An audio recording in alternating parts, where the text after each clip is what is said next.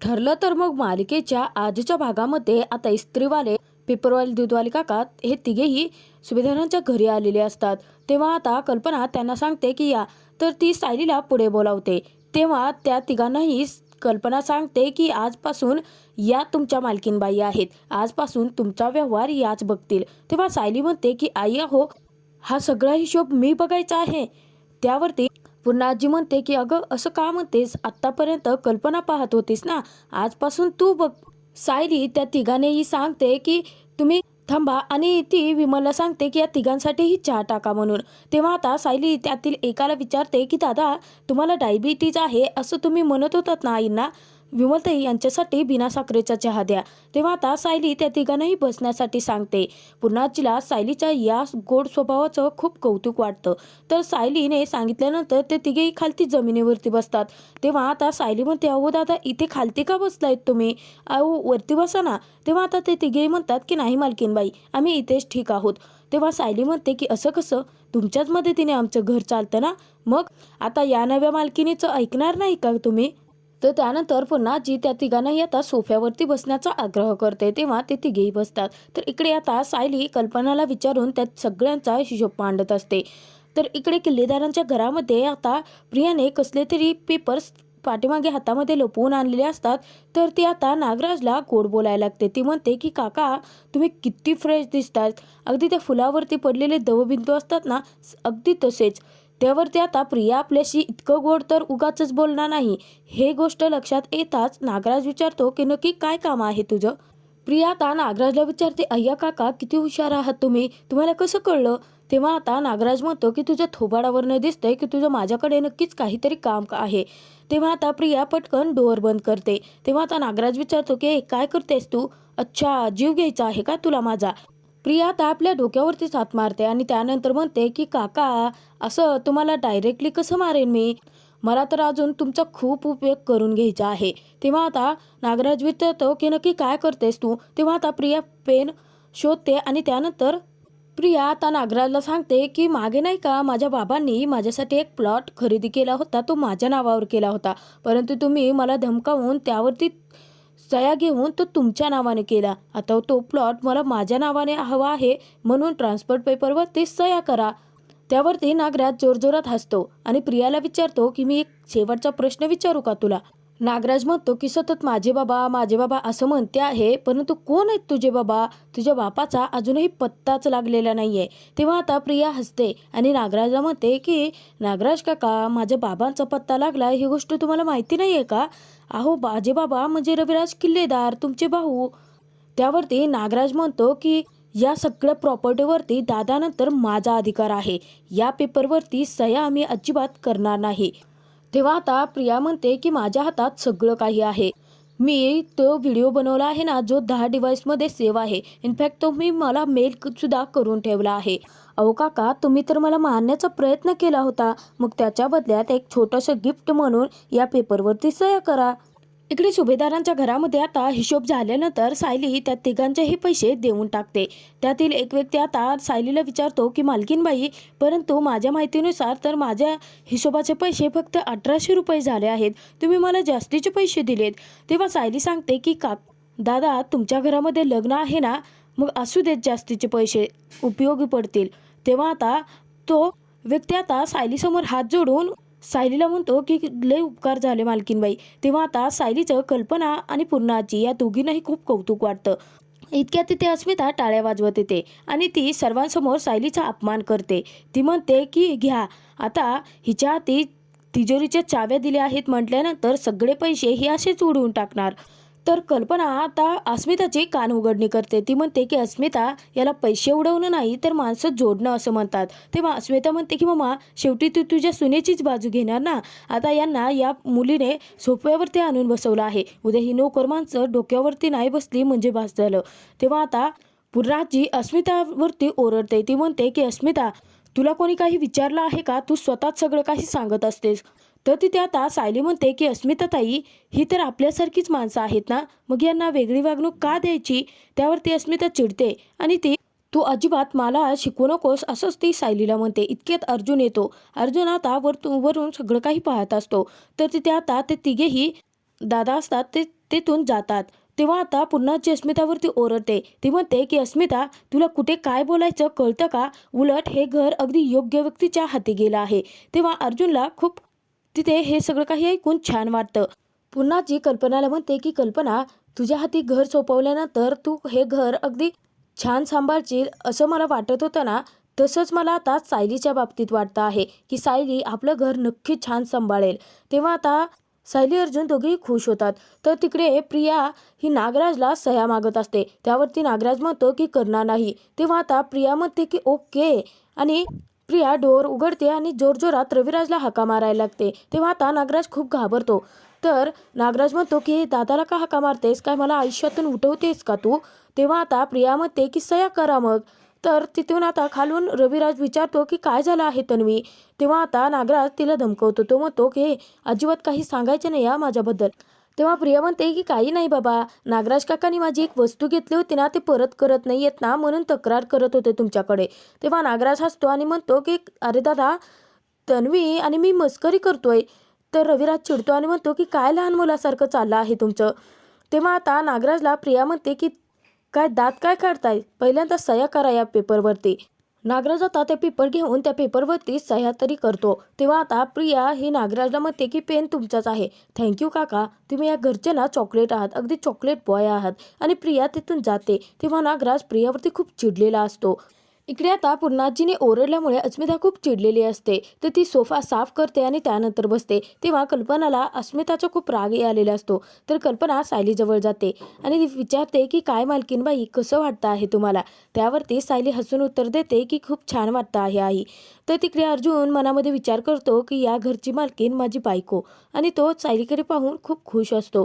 तर सायली म्हणते की परंतु मला या सगळ्याचं तडपण आलं आहे, कारण तुम्ही माझ्यावरती विश्वास टाकला आहे. तुम्ही जबाबदारी खूप मोठी दिली आहे. या जबाबदारीला मी पात्र ठरेल की नाही हेच मला समजत नाही आहे. तेव्हा आता कल्पना म्हणते की पुन्हाचा निर्णय कधीच चुकत नाही सायली. तर त्यानंतर कल्पना सायलीला सांगते की सायली, बरं तू माझ्यासोबत चल, तुला हिशोबाच्या बाबतीत मला काहीतरी सांगायचं आहे. अर्जुन आता कान टव करून कल्पना काय सांगते हे सगळं काही ऐकत असतो. तेव्हा आता कल्पना म्हणते की सायली, आता या महिन्याचा सगळं जे हिशोबाचे पैसे आहेत ना, ते तू अर्जुन यांच्याकडून आणि अश्विनकडून आत्ताच मागून घे. तेव्हा आता सायली घाबरते. ती म्हणते की आई, मी मागायचे आहेत का?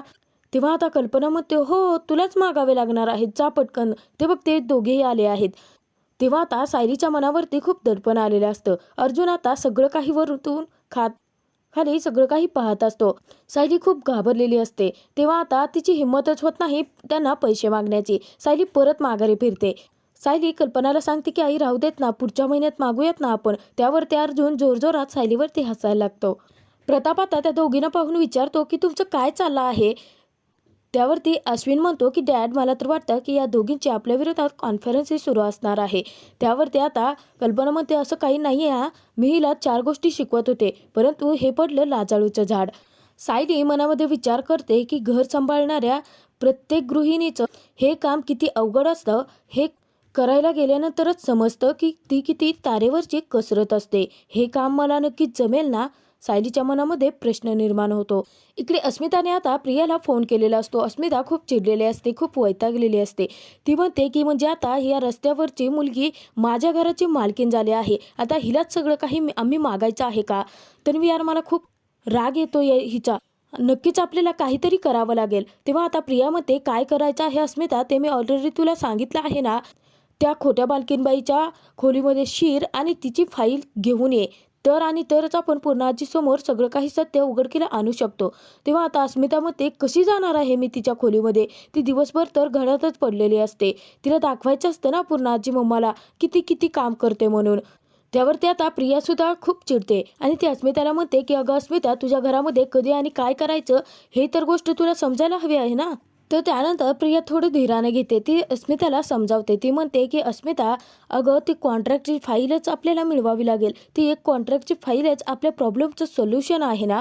त्यानंतर प्रियाच्या डोक्यामध्ये ट्यूब पेटते. तेव्हा आता प्रिया म्हणते की अगं अस्मिता, तुला ती गोष्ट आठवते आहे का, की म्हणजे माझ्या आईची डायरी पूर्णाजीच्या खोलीमध्ये आहे.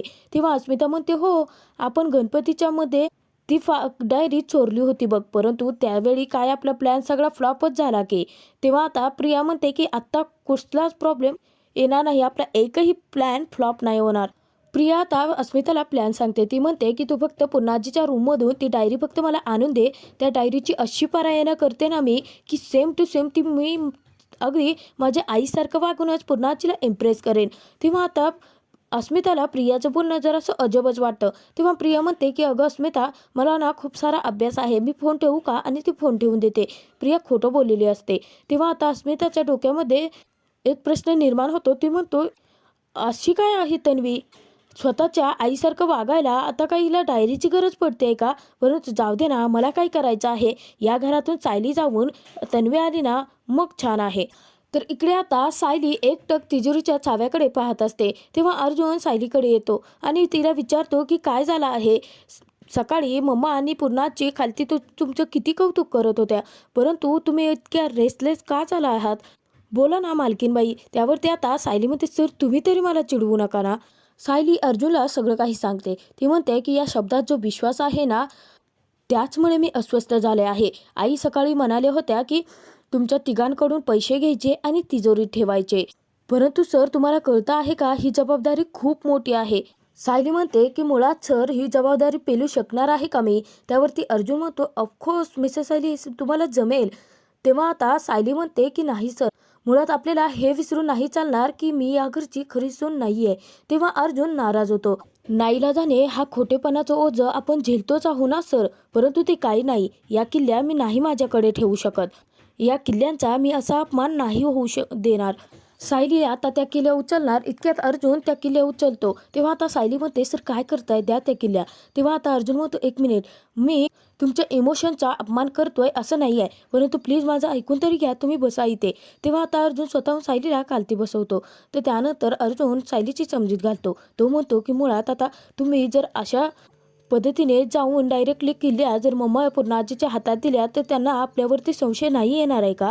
तेव्हा सायली म्हणते की सर, परंतु या किल्ल्या त्या मुलीच्या हातात पडायला हव्या आहेत की जी सुभेदारांची खरी सून असेल.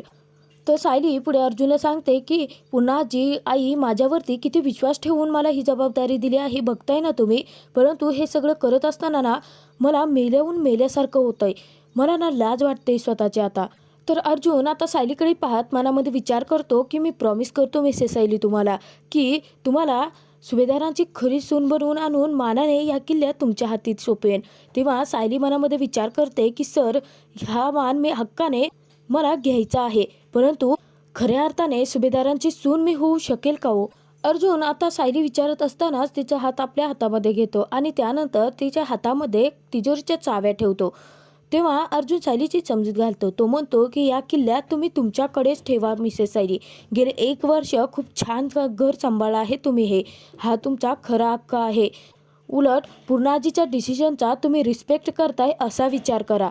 अर्जुन सायलीला सांगतो की मिसेस सायली, पूर्णाजी खूप खुश आहे, त्यामुळे आपण याच सगळ्या गोष्टींचा आनंद मानूया. स्माईल. तेव्हा आता सायली लाजते. तर इकडे आता प्रियाने सांगितल्यानुसार अस्मिता ही दबक्या पावलाने पूर्णाजीच्या रूममध्ये आलेली तर असते. तेव्हा आता पूर्णाची रूममध्ये झोपलेली असते. तर अस्मिता या संधीचा फायदा उचलते आणि पूर्णाजीचं कपाट उघडून त्याच्यातून डायरी घेण्यासाठी ती आलेली असते. इतक्यात आता पूर्णाची कूस बदलते. तेव्हा आवाज होताच पटकन प्रिया अस्मिता ही चेअरच्या पाठीमागे लागते. तर त्यानंतर अस्मिता परत उठते आणि पूर्णाजीच्या रूममधून ती डायरी शोधते. शोधल्यानंतर आता तिला डायरी तरी सापडते, परंतु पाठीमागून आता पूर्णाजी म्हणते की अस्मिता, तू माझ्या रूममध्ये काय करतेस? अचानकपणे आता पूर्णाजी उठल्याने अस्मिता खूप घाबरते. तर त्यानंतर अस्मिता एक युक्ती वापरते. ती पूर्णाजीची एक साडी घेते आणि त्या साडीमध्ये ती डायरी लपवते. तेव्हा आता पूर्णाजीला ती म्हणते की अगं काय आहे ना, माझ्या मैत्रिणीच्या घरी हाऊस वॉर्मिंग पार्टी आहे ना, तेव्हा मला तिथे जायचं होतं, परंतु मला वाटलं की सगळ्यात जास्त छान साड्या तुझ्याकडे आहेत ना, मग मला एक तुझी साडी हवी होती, तीच घेण्यासाठी मी आले होते, परंतु तू झोपली होतीस ना, म्हणून गुपचूप साडी घेऊन जाणारच होते मी. तेव्हा पूर्णाजीला ती लाडीगोडी लावते. ती म्हणते की मी ही साडी घेऊ का गं? तेव्हा पूर्णाजी म्हणते की ठीक आहे नेस. तर अस्मिता पूर्णाजीला म्हणते की ठीक आहे, थँक्यू हा पूर्णाजी. पार्टीमध्ये जर कोणी विचारलं ना मला, तर मी सांगेन की ही साडी माझ्या पूर्णाजीची आहे. अस्मिता आता पूर्णाजीचं कपाट परत लावते आणि तेथून जाते. अस्मिता पटकन आता आपल्या रूममध्ये येते. त्यानंतर साडीत लपवलेली डायरी बाहेर काढते आणि पटकन ती प्रियाला फोन करते. तेव्हा आता प्रिया चिडते आणि ती म्हणते फोनवरती, काय ग सतत कॉल का करतेस तुम्हाला? तेव्हा आता अस्मिता म्हणते की माझ्यावरती का वैतागतेस? तुझं खूप महत्त्वाचं काम केलं आहे मी. तू सांगितलं होतंस ना डायरी मिळवायला, मी पूर्णाजीच्या रूममधून ती डायरी शोधून आणली आहे. तेव्हा आता प्रिया खूप खुश होते आणि अस्मिताला म्हणते, वा अस्मिता, तू तर खूप हुशार आहेस ग. काम तर माझं लगेच केलं, परंतु एक काम कर माझं, की त्या डायरीतले जे फोटो आहेत ना 2-4 पानाचे, ते मला काढून पाठव. म्हणजे पुढे काय काय आणि कसं करायचं आहे हे माझ्या लक्षात येईल. तर त्यानंतर अस्मिता ठीक आहे म्हणते आणि फोन ठेवून देते. घडलेला सगळा प्रकार अर्जुन हे ऑफिसमध्ये गेल्यानंतर चैतन्यला सांगितलेला असतो. तेव्हा चैतन्य धक्क्यानेच विचारतो की काय, सायली वहिनी तिजोरीच्या किल्ल्या परत द्यायला निघाल्या होत्या? तेव्हा आता अर्जुन म्हणतो, हो ना, परंतु घरचे जेवढे काही त्यांना ॲक्सेप्ट करताय ना, त्यामुळे त्यांचं गिल्ट आणखीनच वाढतं आहे. घरचे पुढे आता जेवढं मिसेस सायलीला ॲक्सेप्ट करत जातील ना, तेवढं त्यांच्या मनातलं गिल्ट वाढत जाईल. तेव्हा आता चैतन्य म्हणतो, अरे पण या गिलच्या नादामध्ये जर सायली वहिनीने घरच्या सगळ्यांना खरं सांगून टाकलं तर? तेव्हा अर्जुन घाबरतो आणि म्हणतो की या सगळ्याने माझी वाट लागेल.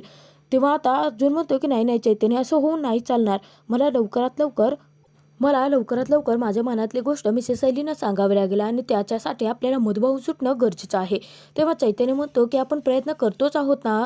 तेव्हा आता अर्जुन म्हणतो की या कामाचा स्पीड मला वाढवावं लागेल आता. अर्जुन म्हणतो की लवकरात लवकर मधुभाऊंना सोडवलं तर त्यानंतर मी मिसेस सायलींना सांगू शकतो की तुम्हीच या सुभेदारांचे खरी सून आहात ते. त्यावरती चैतन्य म्हणतो की हो. त्यानंतर काय होईल मग? ॲडव्होकेट अर्जुन सुभेदाराची केस कायमची बंद आणि आशिक अर्जुन सुभेदाराची केस सुरू. तेव्हा आता अर्जुन चैतन्य दोघेही हसत असतात. पुढील भागात आपण पाहणार आहोत की सायली अर्जुनला विचारते की परंतु मधुभाऊंना आपण कसं सोडवणार आहात सर? प्रिया काही कधी खरं सांगणार आहे का? तेव्हा आता अर्जुन म्हणतो की वकिलाशी नाही, परंतु तिच्या लहानपणीच्या मित्राशी तरी खरं बोलू शकते ती. तेव्हा आता सायली उठते आणि विचारते की तुमच्या मनात नक्की काय चाललंय सर? अर्जुन म्हणतो की मी जर तन्वीसोबत प्रेमाचं नाटक केलं तर?